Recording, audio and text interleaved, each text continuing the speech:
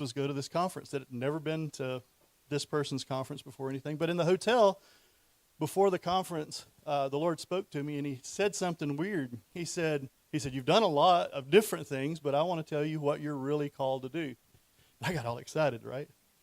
And he said, I am going to make you a kingdom reformer. And I thought that was not good. Because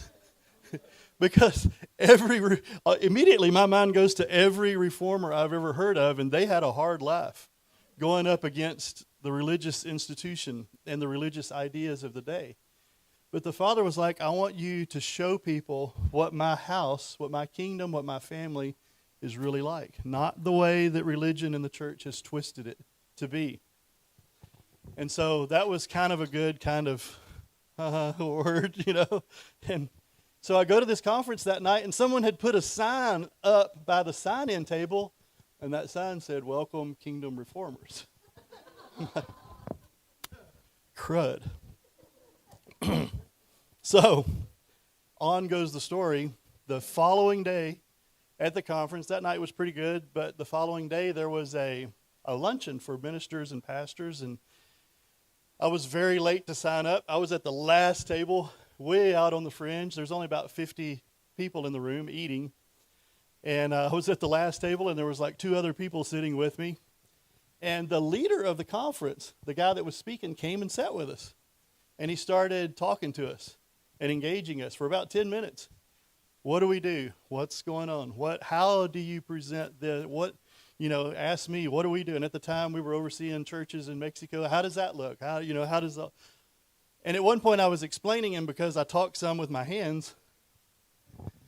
I said something with both my hands and my mouth, and my right hand knocked my tea over onto the white tablecloth, and my left hand knocked my coffee over. I'm not making this up, onto the white tablecloth. We used all of the beautiful cloths to clean up the mess. How many of you ever done something so stupid that you felt like it was stupid that you remember it for 20 years? Or 30 years? Or in Danny's case, 60 years? Just kidding.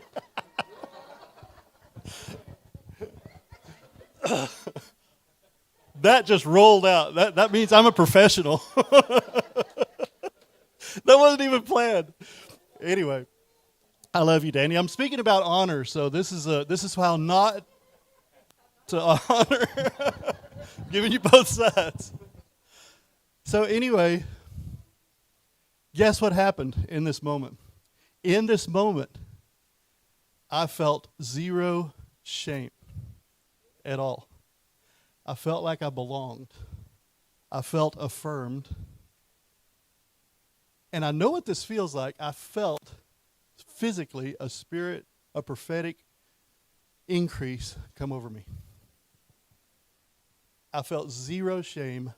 I felt zero stupid. Zero. I had never felt this before. Ever. And my mind was just blown. And you can be in an instance where you knock something over and someone says, "Bless your little heart, we'll clean it up, it's okay." And a 3-year-old can see through something like that. And you're going to remember that for years probably, right? But there was something there I had never encountered personally. And I went back to my hotel room that night, and I was like, I want what he has. I want what this guy has. And I didn't know what it was. But then I started to learn, and I started to think, and I was like, okay, if I'm to help people see what the kingdom is like, what God's family is like, then I'm the one that's got to be changed. I can't help bring change unless I'm changed. So honor is something that I have loved to talk about, I've loved to share about for years, but it's like every time I share about it, it's just like it's all new, and it's all exciting, and he just connects some more dots. So I want you to take just a moment, and I want a one-line definition from you.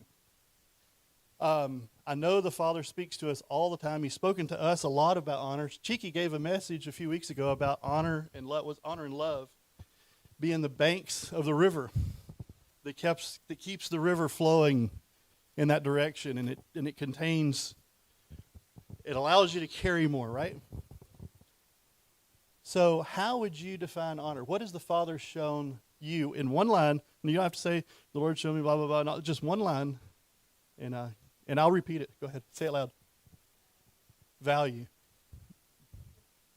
Respect. Recognition. Unique. Anybody else? Affirmation. Acceptance. Those are all really, really good words.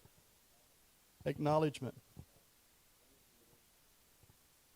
Undeserved esteem. That's really good. So in a context of what honor would look like in a kingdom type, in a God's family type setting. Any more? Did somebody, I see a hand over here somewhere? Submission. Listening. That's good. That's good. Humility.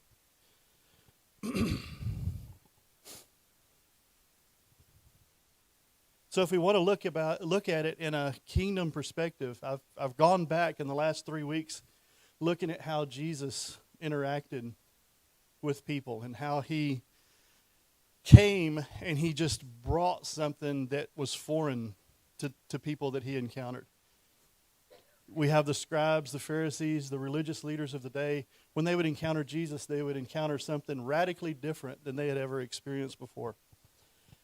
And one of the best descriptions I've heard of honor came from Bill Johnson years ago.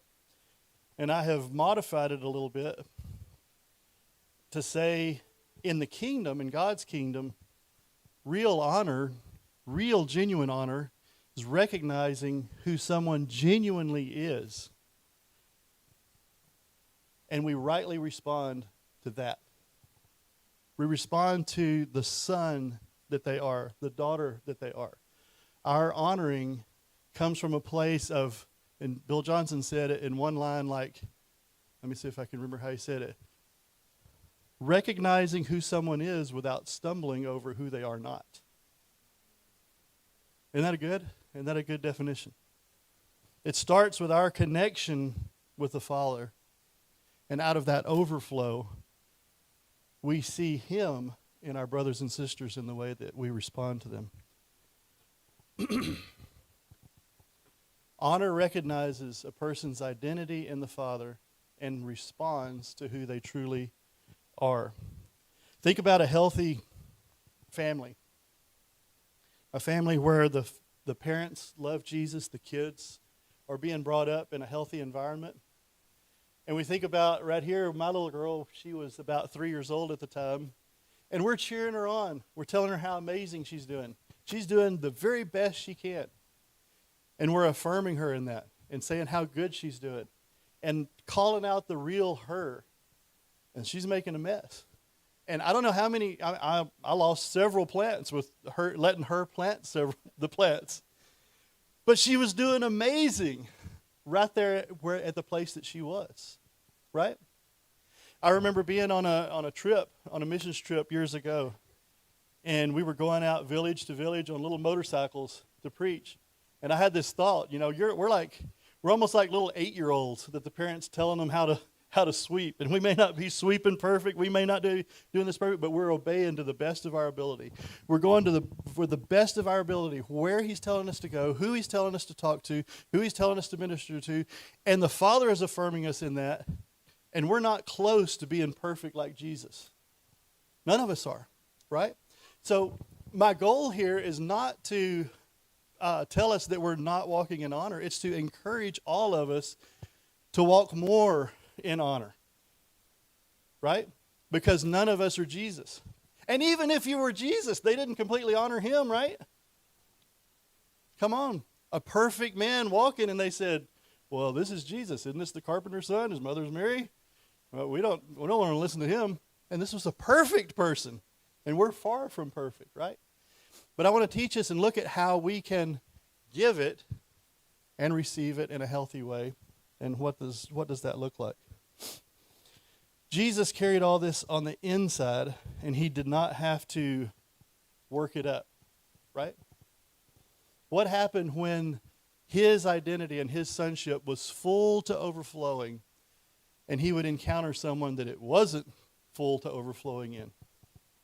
We have so many stories to talk about that we're not going to get into all of them, but I think about some, like in Luke 19, when Jesus was walking the streets, and the guy that had stolen from so many people, probably written up papers that were fake to steal from people. I'm talking about Zacchaeus, right?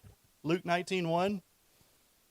And Jesus simply said, hey, I'm going to hang out at your house. He would go to someone that was an outcast by everyone's standards. No one wanted to hang out with this guy. Everyone hated this guy. And Jesus is like, I want to hang out at your house. And just Jesus coming and overflowing with honor in the presence of God and identity, everybody around him that wasn't flowing in that realized all of a sudden they're fakers. And he's like, I need to repent. I need to change. This is something that's real, right? Jesus even honored people. That we get the story in Matthew chapter 8, verse 5. We get the story of the centurion, the Roman centurion that asked for prayer.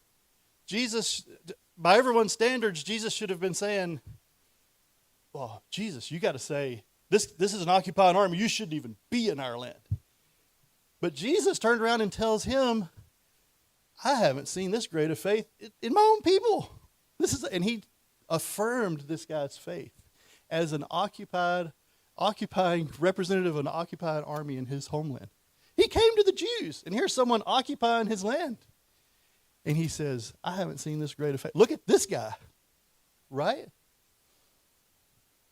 The woman at the well, we could go on and on and on. Watch the Chosen scene with the woman at the well and have some tissues with you. How he interacted. And it's a pretty accurate representation, I feel like, of Jesus loving someone that should have been, in his eyes, an outcast. Right? I'll give you a couple more examples. Matthew, the tax collector. Not only was he honored, he was called as a disciple. Right? The woman caught in adultery. You see Jesus' finger writing in the sand or dirt. What did he do with her? Moses' law said. No.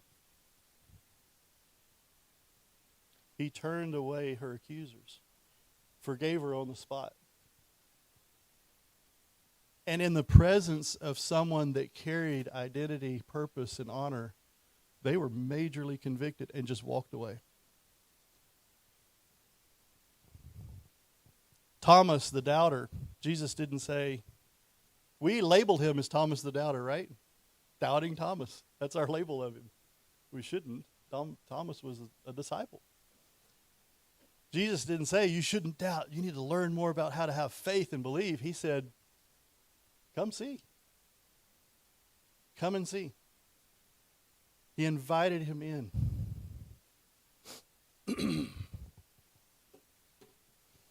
Honor grows and develops out of a place of sonship and identity. It comes out of knowing who you are. Your identity in Christ naturally produces honor. And to me, this is one of the main reasons, or one of the great reasons, that I love the Abba journey and being in triads.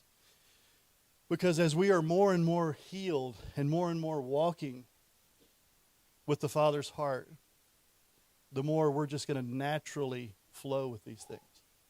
And it doesn't matter if we're perfectly flowing with it right now at all, because we can activate it. We can start somewhere and just start doing it. That's the beauty of walking with the Lord. We can begin doing something even if we're not fully connected to that on the inside yet. It can start activating something and start beginning a flow in us. It can start turning the spigot on in our life for more of a flow, right? I would encourage you to remember the analogy that we gave a few months ago about the kings, the sons, the servants, the slaves.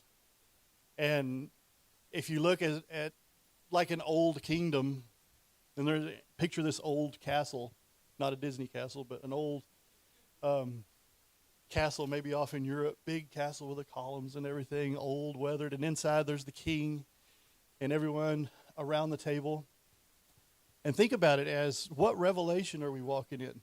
You know, there's slaves out there that work and go home, and they're disregarded as almost nothing. There's servants with a lot of different levels that they walk in. Some serve the king's table, some wash dishes, some clean the ground, some shovel horse poop. Some of them, you know, there's a whole different, all different kinds of jobs that they have. But at the end of the day, when their job's done, they go home. But the sons can sit at the king's table, and when the king is finished visiting all the dignitaries and other kings and all of them go home, the sons can stay right there at the father's table and talk to him, ask him questions. What do you think about this? They have a connection with the king that all these other representatives don't have. How much connection does the slave have with the king in those old times? How much connection does the servant have? Maybe the servant is a high-ranking enough servant that he brings the food to the table. And maybe the king says, thank you, maybe. And that's the end of it. But the sons are there. The sons can call out in the middle of the night, I had a bad dream. And the king could come. Who else has that access? We have access like no other as sons and daughters. There's a few things we can learn about being servants. There's a few things we can learn about other things. There's a few things we can learn about being in the army of God. But if we're in the family, there's this deep revelation of knowing who we are. And out of that identity and out of that sitting at the table, we can overflow to honoring other people. I'm going to take a small trip over to the dark side. I'm sorry. I will not go very far. But I feel like that I need to do this. And it's something I have learned by doing this contrast, that I can learn more about a certain subject. And I want to talk a little bit about dishonor. What does dishonor look like? If we want to say it backwards, it says dishonor highlights who someone isn't instead of recognizing who they really are. All of us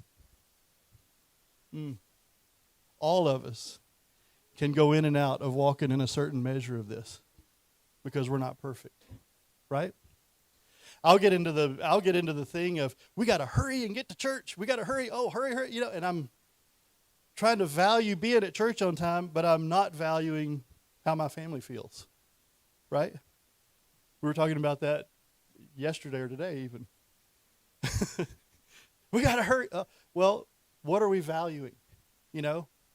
Yes, we should be here on time, but if things happen, got to go to the bathroom, got to do this, got to do that, something comes up, well, let's walk in honor one to another and okay, let's give space to do that. Let's give space if on the way we have to stop for potty break or whatever. I'm just using that as a practical family example, right? But it can go much, much deeper than that. It highlights who someone isn't instead of recognizing who they are. It disregards what's really on the inside, and guess what? It reduces them to their failures. Dishonor reduces people to their failures. It recognizes failures and skips over who they are. Can I say it a different way? Dishonor will tend to default to the last bad story they heard about someone. Think about that. That was good.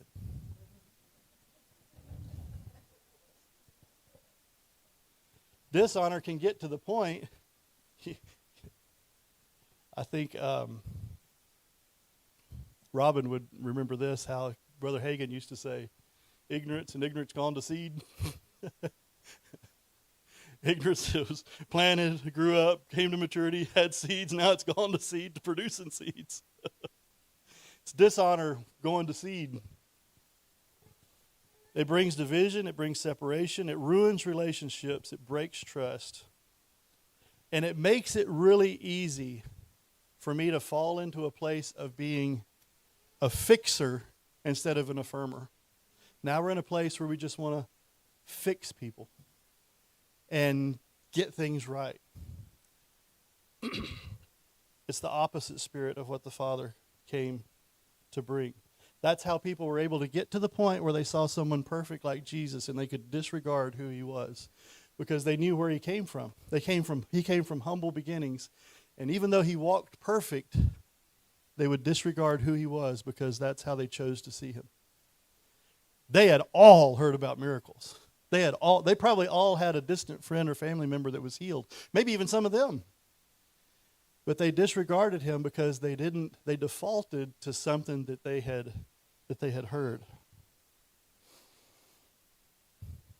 When Samuel was anointing David in the book of Samuel, 1 Samuel 16, the Lord spoke and said, people look on the outward appearance, but God looks at the heart. While we were worshiping this morning, I was thinking of the verse, and I'd never thought about this verse before in this context. When he said he turns the hearts of the fathers to the children and the children to the fathers. I was like, how could that look with honor? Now you could look at that as being kids honoring their parents, parents honoring back their kids, and he's restoring those things into the body. I got to study that. That was something I got so excited during worship. I was like, that's so cool. I'd never thought about it in that context.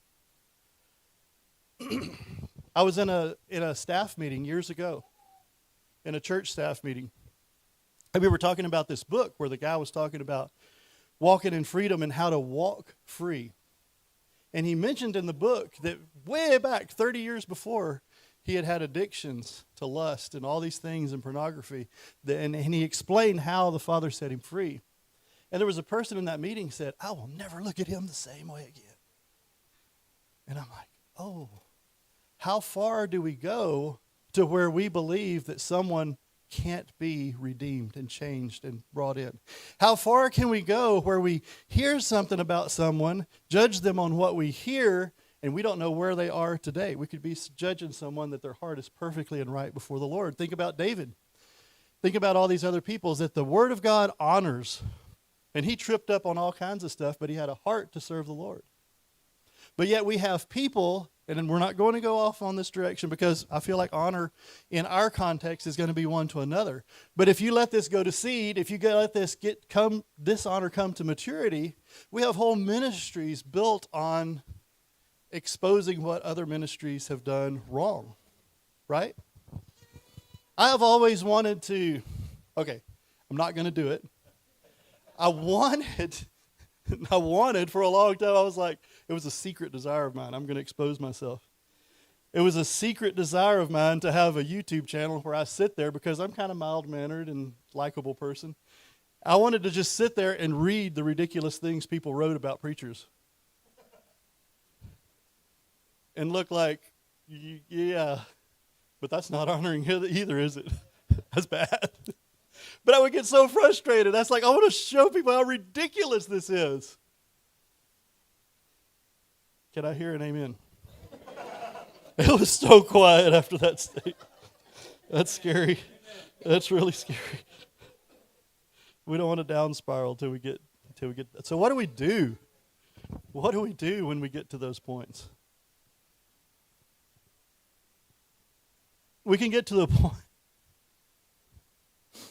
We can get to such a point of wanting to be a fixer that we can build, you can build a big church, a big ministry over fixing things. The Father's heart's all about justice and righteousness, right? But if we're so into justice and fixing things and we lose the connection, we lose the relationship, it's easy to get off on the one side into one ditch really fast, really easily.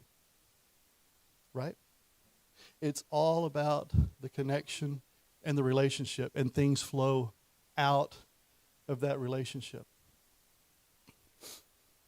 Hearts are changed a person at a time. Our nation is changed a person at a time. Think about Garen's testimony this morning. It was changed. That person's heart was changed because of an encounter with something that was real. And it was a heart that was deeply touched, right?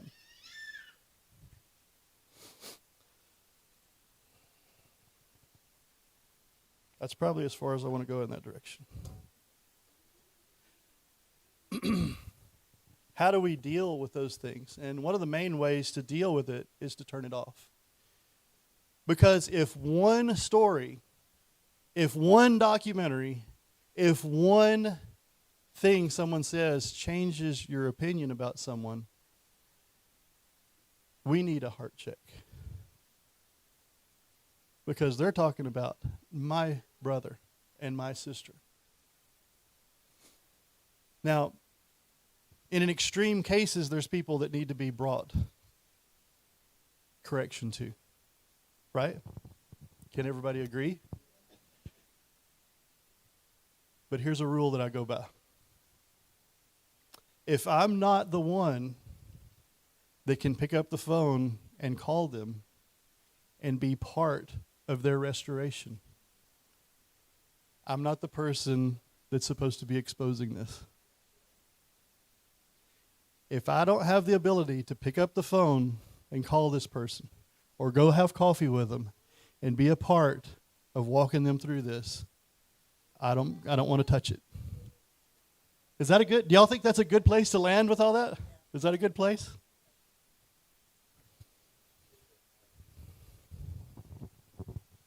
Some of them don't. But our God is big enough to reach them however he needs to reach them. He's big enough. And we need to understand that. That's one thing that we need to understand, that the Father's big enough, he can use whatever means necessary. I'll just go tell you this story. I wasn't going to share it, but I had some friends of mine that were clients of mine call me about a rebellious sheep that they had at their house. They raised sheep, and one of them kept headbutting the other one so bad they were killing the lambs. They weren't able to eat, and they said, well, "Can you come help?" I'm not a shepherd. I don't know anything about raising sheep. And so I went to their house because I'm not a shepherd, right? In a shepherd sense. And this was a wildest sheep. I didn't know sheep could get that wild.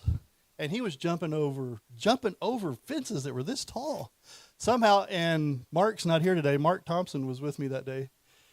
And somehow we got a dog leash over him and grabbed him out. And that thing was jerking me all the way around and everything. And we had to honor looked like protecting the lambs.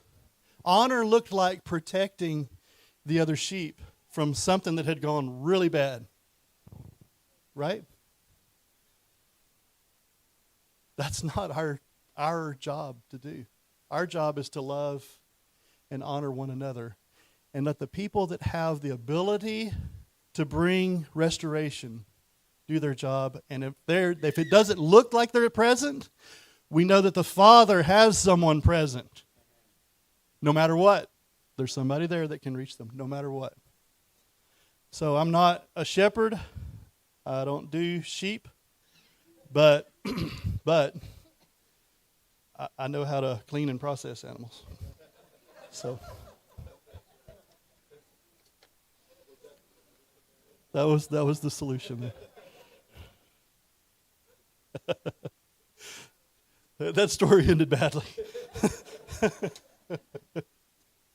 So we buried him in our crock pot and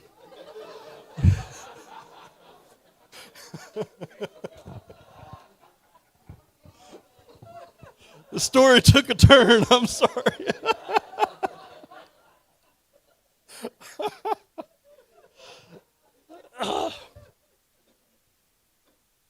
There's always hope. You're not going to end up in a crock pot. But I'm just saying that the Lord, there was mercy for the ones that were being tormented. And the Father had someone that didn't look like the person that was, he brought someone in from the outside to help alleviate the situation because he loves his sheep. He loves his people, right? So he'll send anybody. He'll send a former handyman to go help with the situation, right? Wasn't it anyway, he has sent the craziest, most unlikely people to bring salvation, hope, and restoration to people that became some of the biggest evangelists and preachers of our day. Isn't that amazing? So you don't know who's speaking into these people's lives. So let it go. Take a deep breath. Let it go. There might be a crock pot involved. Down spirals can lead to believing what we hear, to resharing the dishonor that we heard, and it can end up in outright hardness of heart toward offenses. And then all of a sudden, everything that we hear will start to offend us. We'll start looking for offense, right? So we don't want to spiral in that direction. And then there's a whole nother thing connected to honor and dishonor and all this, and that's flattery. Flattery is also off, way off. Because flattery always kind of wants to turn it around where I get something out of it. Like I'm better than you, so I'm telling you how good you are, but because I'm, this whole gross thing connected with flattery. Twist the truth usually. Let's get back on track. Jesus brought a healthy environment with him wherever he went. Right? Can we say that? Can we all agree to that? This picture is from the Netherlands. And I don't know if you realize, you should watch some documentaries and some things about this, because in the Netherlands, you know how small the Netherlands is? It's tiny. And the only country in the world that exports more agriculture is the United States. They export more than any other country in the world. Do you know why?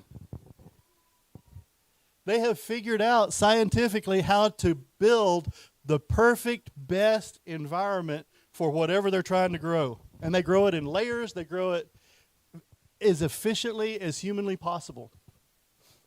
And did you know, this is amazing to me. This is amazing to me. They can change the light color of the lights and change up the mineral makeup, the vitamins that are in the plants. Did you know you can take the same seeds, the same exact seeds from the same plant, put them in the same growing conditions, and grow them in Ecuador at the equator where the sun is going by very high up all year long. And you can take those same seeds, plant them in exactly the same conditions in the middle of Canada. They're going to grow up with a different makeup. They're going to have different levels of minerals and vitamins if they're in exactly the same environment. Because the sun is coming through more atmosphere and it's changing the color. The sun there is coming from this angle. Isn't that amazing? That's really, I get fascinated about things like that. But they have figured out how to make this perfect atmosphere, this perfect place for plants and things to grow. So Jesus did that everywhere he went. So what honor does and what we need to do and bring, and I'm not telling you we've got to do this or something, I'm just encouraging you to let's move towards being more of an honoring people, because when we honor, we change atmospheres. We change the, how would I say this? We make the dirt more fertile. We bring the right oxygen levels. We bring the right amount of water for us to flourish and to grow. We don't put pressure on people to perform. We create an atmosphere where people can flourish in their relationship and in their sonship. And I've seen that just demonstrated so great with Carrie and Cheeky, with the environment they bring and allow us to grow in. I've said things I shouldn't have said. I've done stuff I shouldn't have done since I've been here, probably every week, probably more than once a week. But the atmosphere is so honoring that I'm able to grow and flourish because they're calling out sonship with us. Is orphanship a word? Maybe, I don't know. It should be. So what do you want to call out to grow? We want to call out our connection with him, our sonship with him. That's what we want to call out to grow.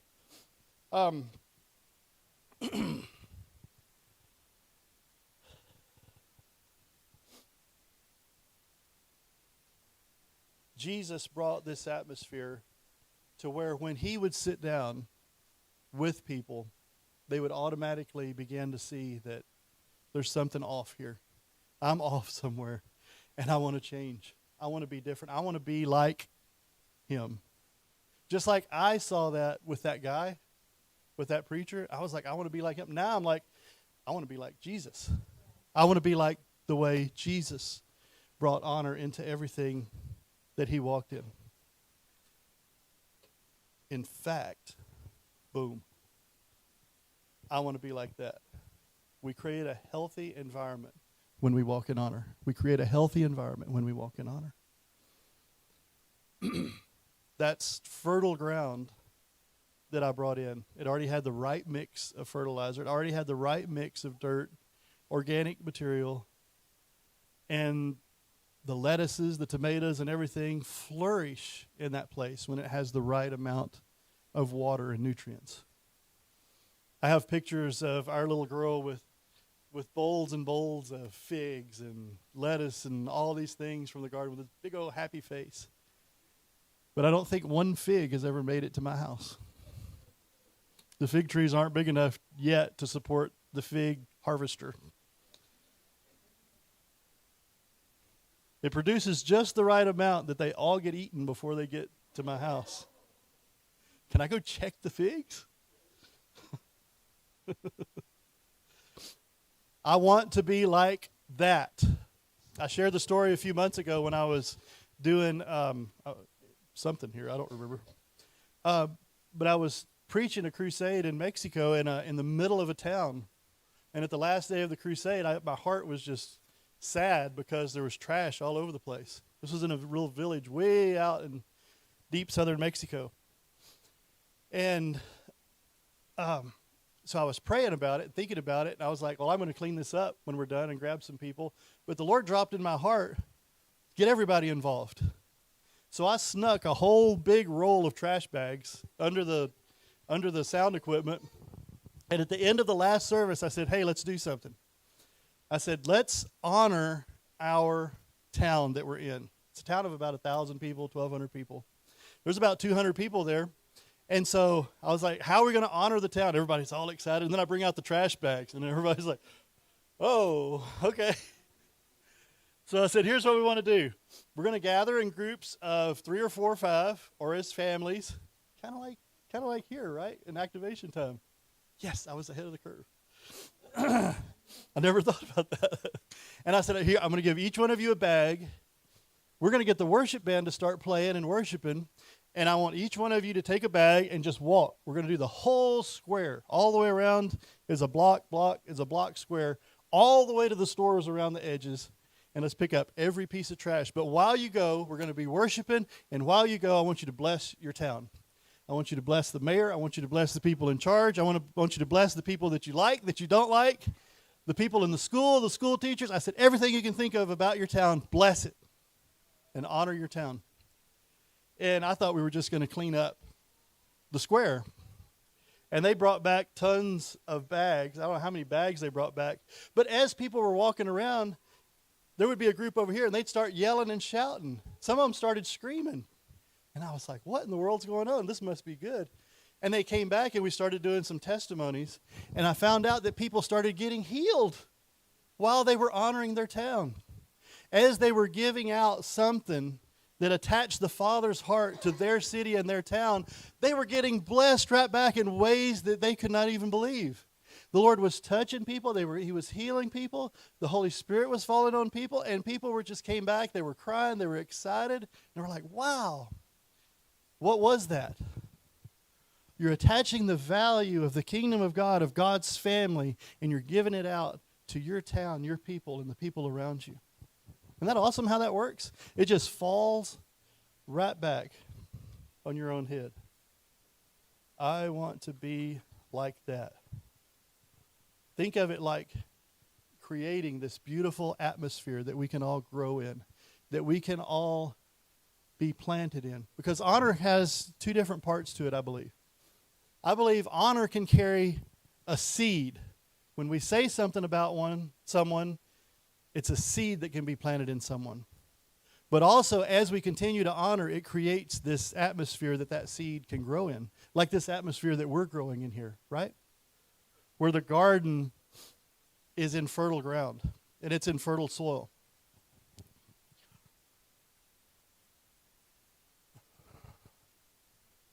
Thank you, Lord.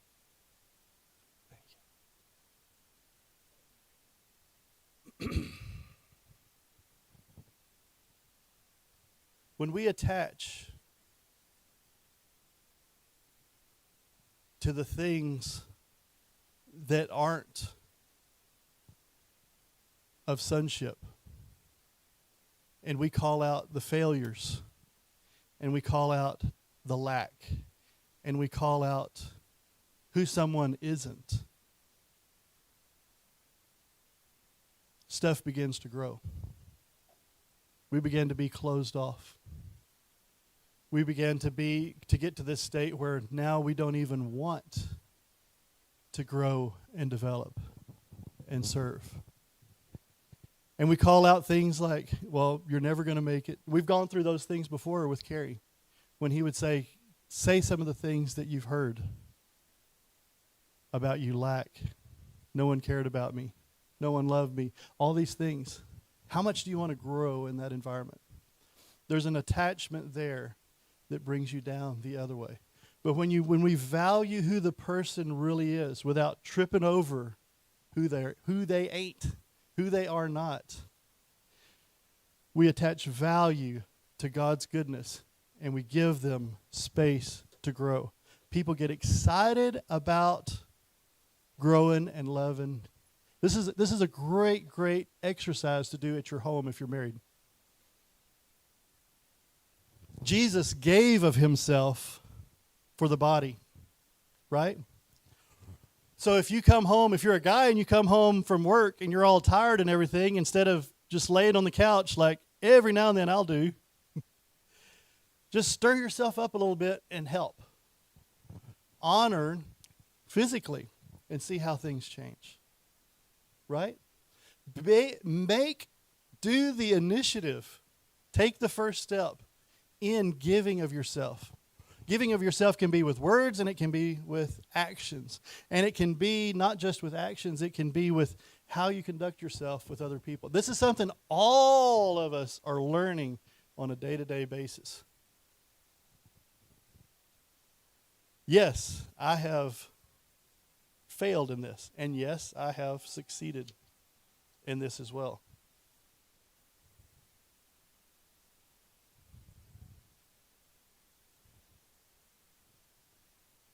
Look at this. This is wild. You know how Carrie and Cheeky have done the one another's? I decided to pull some, not all, just a few, that talk about, that could allude to honor and could allude to our interaction with one another. And I broke it down very, very simply. Starts on the top left, goes to the top right, and then goes to the bottom. John 13, you must love one another. Everyone will know you are my disciples if you love one another. Love each other as I have loved you. This is my command, love each other. Romans 12, honor one another above yourselves. Romans 12:16, live in harmony with one another. Stop passing judgment on one another. Accept one another as Christ accepted you. Galatians 5, serve one another humbly and in love. Galatians 5:15, if you bite and devour, you will be destroyed by one another. Ephesians 4, be completely humble and gentle, bearing with one another in love. Be kind and compassionate to one another. Submit to one another. In humility, value others above yourselves. Now to word of Colossians 3:13. Forgive one another. If any of you has a grievance against someone, forgive. Encourage one another. Build each other up. Hebrews 3:13. Encourage one another daily. Daily. Hebrews 10:24. Spur one another onward towards love and good deeds. Do not slander one another. Don't grumble against one another. Pray for each other so you may be healed. Love one another deeply. Live in harmony with one another. I'm down to 1 Peter 4:10. Use whatever gift you have received to serve others. All of you clothe yourselves with humility towards, guess what? One another. 1 John 3:11. Love one another as he commanded us. Everyone who loves has been born of God and knows God. Anyone who loves God must also love their brother and sister. And finally, 2 John 1:5. I ask that you love one another. Is there any honor in any of those statements? There is a lot. A lot. I don't know if you can, Capena, if you can have some background music. Is he here? Or someone can put some background music on that has a phone, if you want to. I think it would be good. Emma and I brought something for you. It's Emma's idea. Activation is Emma's specialty. Because we were doing a garden and seeds and things like that, her and Ella made up all these little things with seeds in them, these little packets. And I'd like to pass those out to everyone here. If two people could help me real quick, let's pass these out to everybody real quick. Yeah.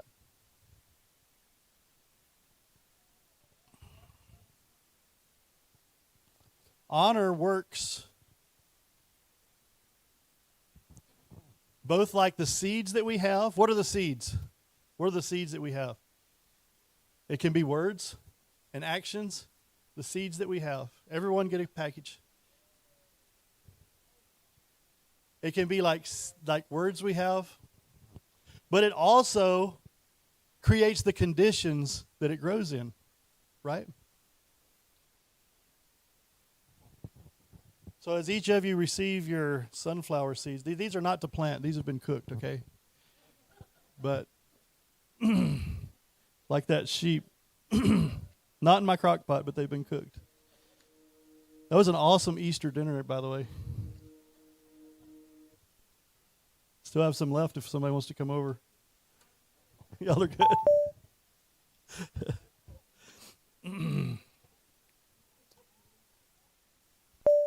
Does everybody have a package? Everybody got a little package? All right. Here's what the Lord gave us to do today.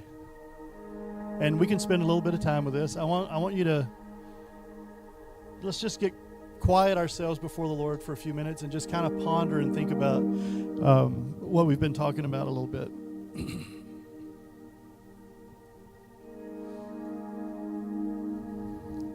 These seeds are just something symbolic that we're going to do.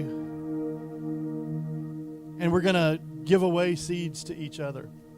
And as we give the next person a seed, I want us to say something that connects to the real person that they are. I'm not going to leave you hanging, because if we're hanging, I've got some ideas on the next screen, okay?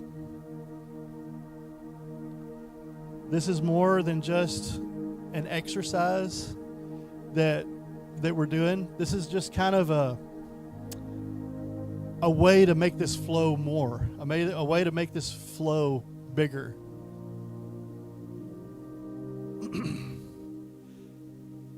I had 3 quotes from people, from men of God, and I changed them up a little bit into more of my English. And then I couldn't go back and look up who said it because I had changed it into my English. So this is paraphrased quotes from someone. Honor in the kingdom isn't earned. It's given freely by sons who know who they are. Honor is the way the sons carry the Father's heart towards others. And when you know that you're a son, honor stops being a job and it starts being a lifestyle. Don't you want to get to that point? I want to get to that point.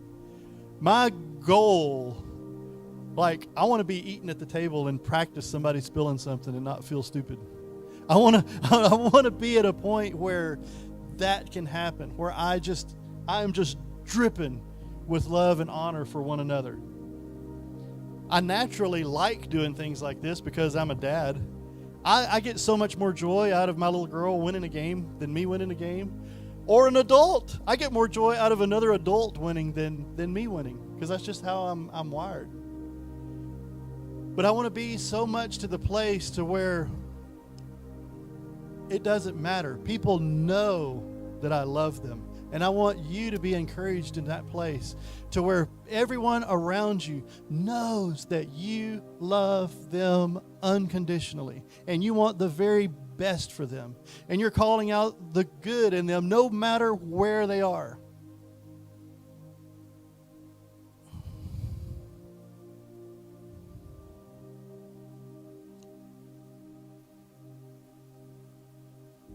Here's some prompts in case you run out of things to say.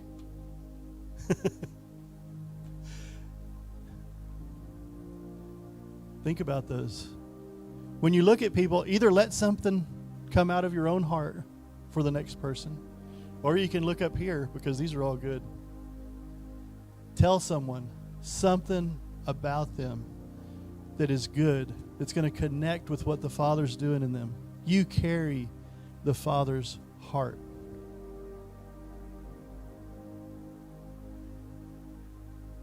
I feel this when I talk to my friend John. You carry the Father's heart. I feel it. I've known you for 18 years or so. And every time I'm around him, I feel the Father's heart. I feel it off your dad, off of Richard. I feel the Father's heart on you guys. You're seen and you have great value. I'm sorry. Every time I am around Elizabeth, I see you have great value. There's so much value over you. There's so many things. Every time I'm around something, I feel what.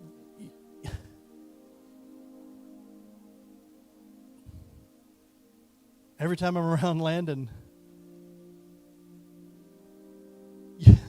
you're known by your love. You love so purely and so deeply. You know, I'm encouraged every time I'm around you. I've told you that before. Every time I'm around you. And you go for the deep things. You're not surfacey. I love that about you. You're such a son.